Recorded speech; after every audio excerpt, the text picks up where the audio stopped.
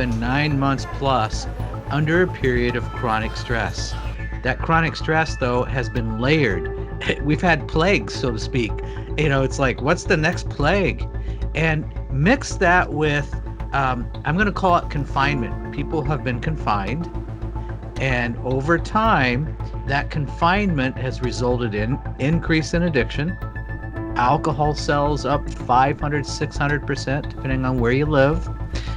We know that anxiety is at an all-time high. It was depression, now it's anxiety.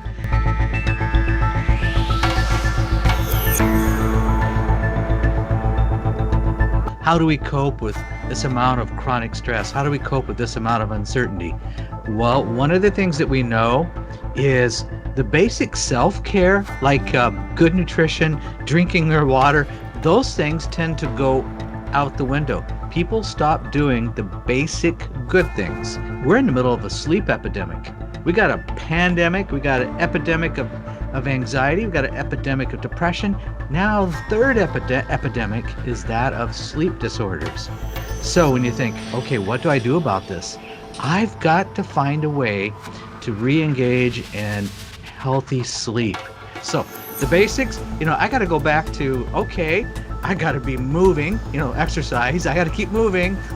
I've got to, okay, what am I putting in my mouth? What am I eating and or drinking? It's so interesting. When you have lots of anxiety, you tend not to drink water. People tend to drink other things. So we've got to do these basics. And people are isolating.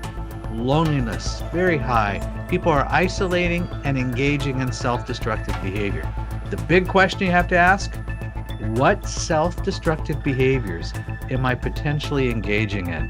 One of the things that's so important is when you're in that desperate place and you realize, man, my thinking's not good. I'm irrational, and your thinking is sliding.